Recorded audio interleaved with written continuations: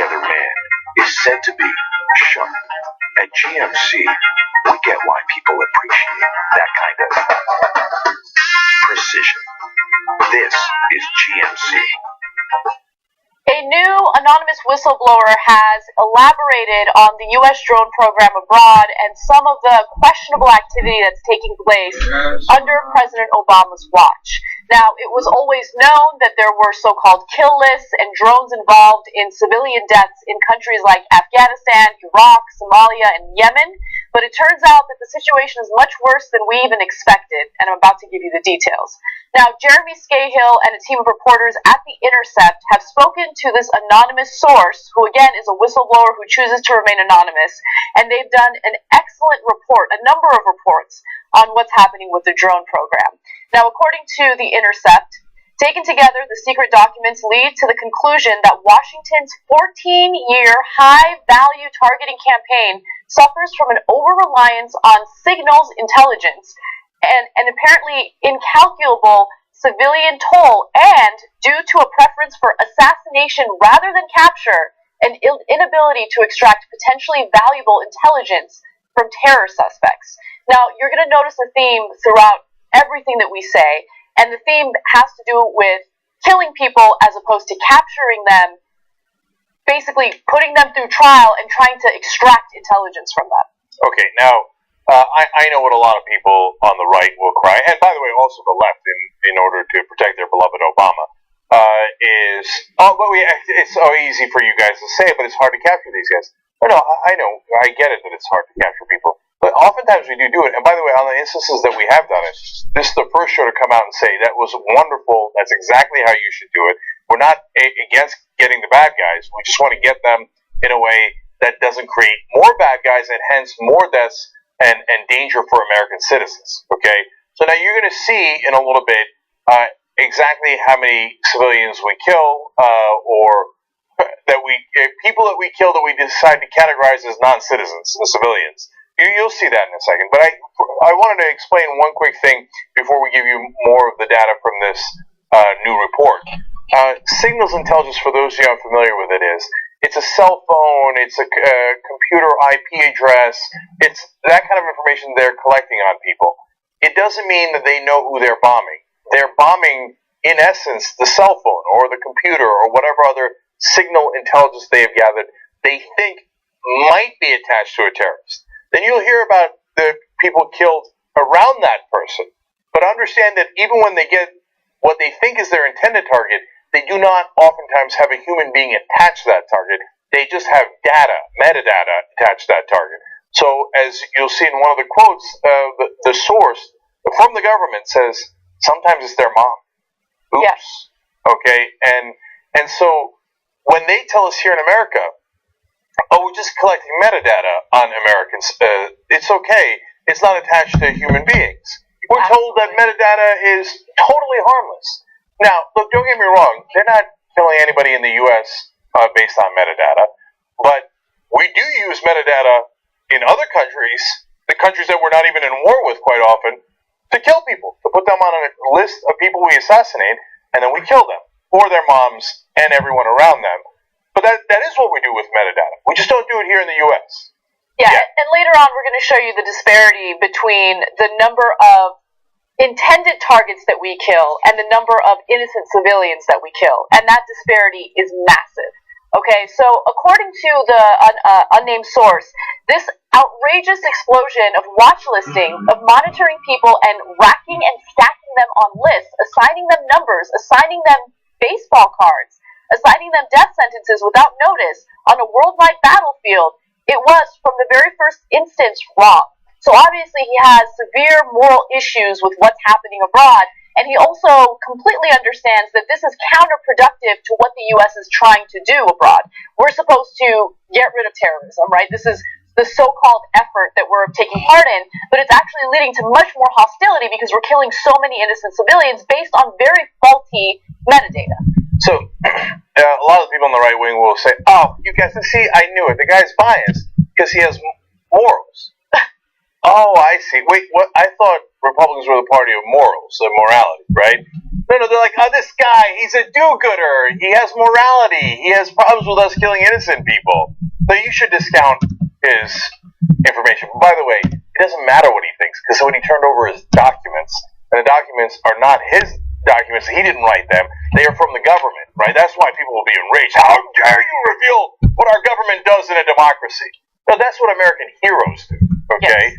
And so that's what this guy is, and the fact that he has morality is not a downside of him, it's a great upside of him. That's why he was one of the few people who had a conscience and said, maybe we shouldn't keep killing the wrong people, or killing people that we don't even know who they are.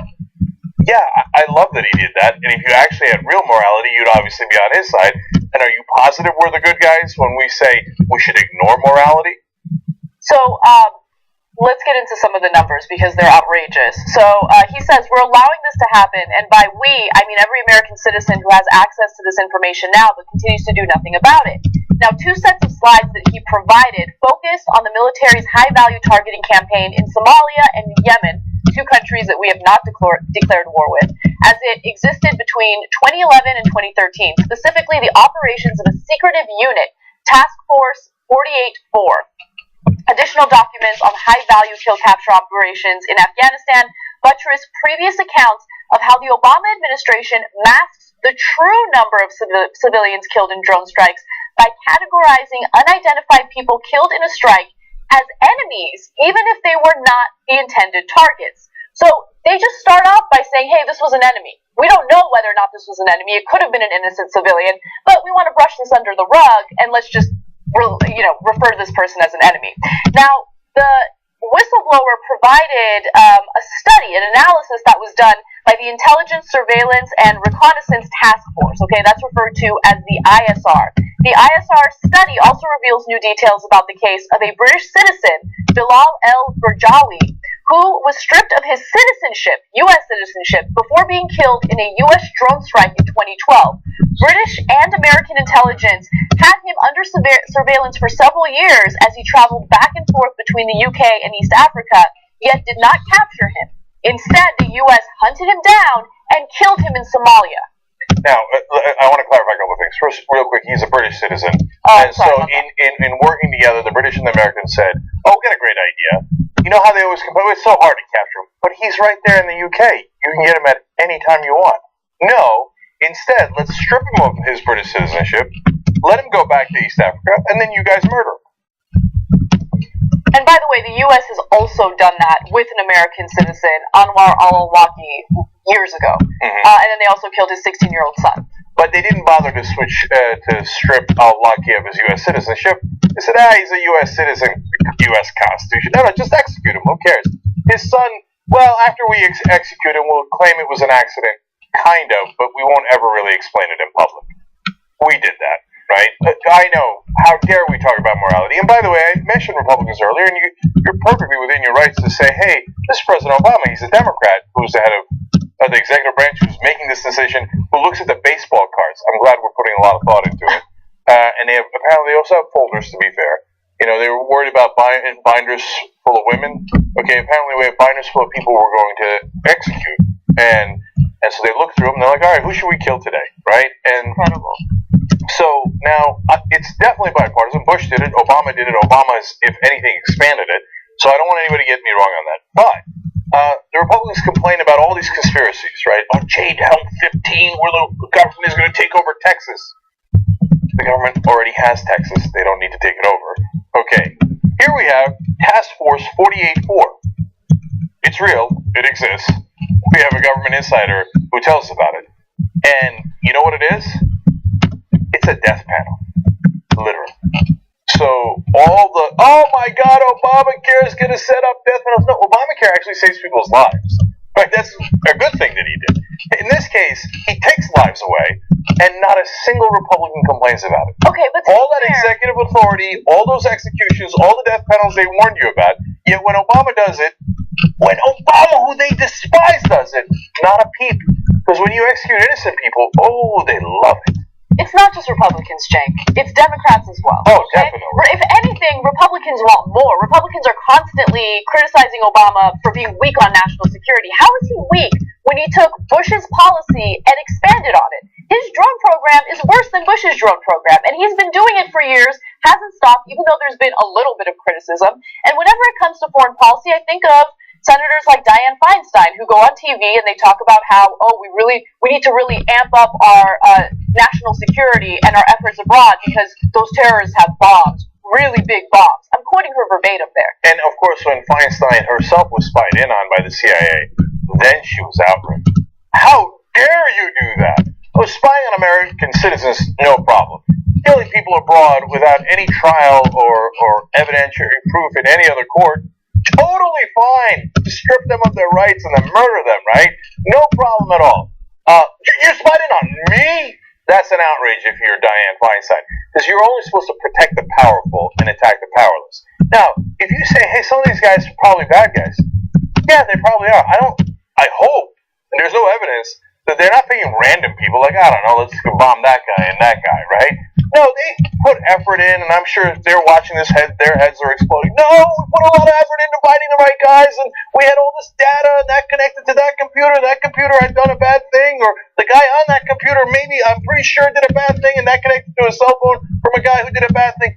I know, but it is incumbent upon us, if we're going to proclaim to be the good guys, to take a lot of care on who we execute unilaterally, right? It is an assassination program. Don't Cheney it. Don't call it anything else, okay? Because you can come up with soft BS words. It's an assassination program. We have a list of people we're going to assassinate. We go and do it, except a lot of times it's not them, and we kill a hell of a lot of people around them who are completely innocent, including their family members, moms, daughters, whoever. Who cares? They were, guilt by association. They were near what we think might have been a terrorist. And by the way, oftentimes it's not even terrorists. In Afghanistan, they admit, we're not just going for Al-Qaeda. We're not just going for Taliban. We're going for some local leaders we don't like or the Afghan government doesn't like. Oh, hell, we're bombing everybody. It was only 2 weeks ago that a U.S. airstrike in Kunduz killed 22 people at a hospital, all 22 of which had nothing to do with terrorism, okay? Hospital staff and some of their patients. That's it, okay? And what happened with that investigation? What happened with apologies? What happened with conceding that what the U.S. did in that case was wrong? And also, again, even if you don't care about this so-called death panel that's happening abroad, you don't care about those lives because it's the U.S. versus them. You look at them as the others, right? Consider the fact that this is exactly what leads to terrorist activity. When you're killing innocent civilians, all of a sudden you're convincing innocent people to maybe join terroristic efforts against the United States. And it's not a PC thing to say, who is them, right? It's not like, what do you mean those people? No. We're asking a literal question. You say, Afghanistan, and just bomb. But I thought you said we were going to Afghanistan to liberate them. Right. So now if you're bombing people who aren't even Al-Qaeda or Taliban, and now we're stuck in this endless cycle of violence where we do bombing and then they get mad at us and they bomb us and then we bomb them back and it never ends. Who is them? Who are we liberating? And are we liberating them from their own lives? We don't want to liberate them. Liberate them? No, what we want is a steady stream of war so that the military-industrial complex keeps on churning. So let me give you some specific numbers now. Documents detailing a special operations campaign in northeastern Afghanistan, Operation Haymaker, show that between January of 2012 and February of 2013, U.S. Special Operations airstrikes killed more than 200 people. Of those, only 35 were the intended targets. During one 5-month period of the operation, according to the documents, nearly 90% of the people killed in airstrikes were not the intended targets. According to Jeremy Scahill, the military designated people it killed in targeted strikes as EKIA, enemy killed in action, even if they were not the intended targets of the strike. All right, I want to add one thing to that.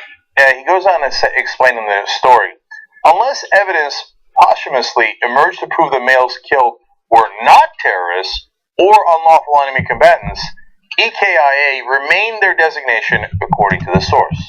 So that means, okay, we killed 35 of our intended targets, and again, we don't actually know that those are our targets. They just happen to have the wrong cell phone on them, right? Then we killed 165 people that we did not intend to kill, okay? First of all, that is a terrible, miserable ratio. Once again, you'll have a lot of people in this country, Republicans and Democrats, say, I mean, you know, what are you going to do? Collateral damage. War's a messy thing. So we killed 165 innocent civilians, moms, dads, aunts, uncles, children. I mean, we were busy liberating them. That's why we had to kill them all, right?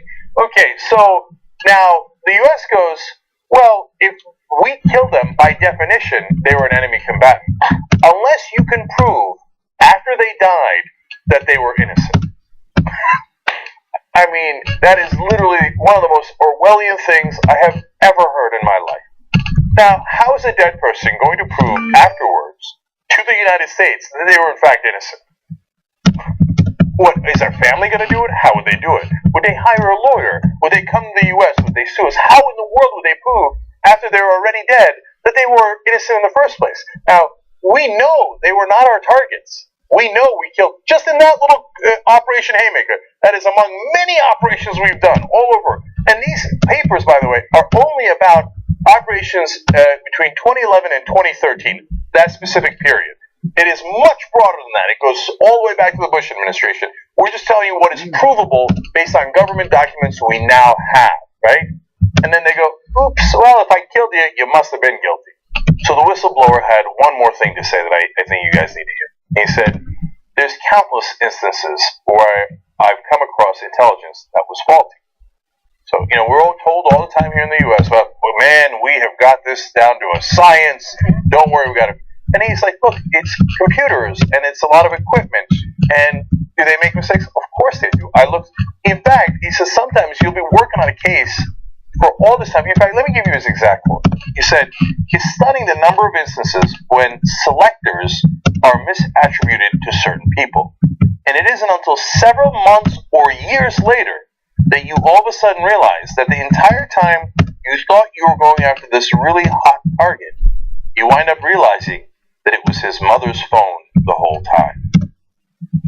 Oops. But do those lives really matter?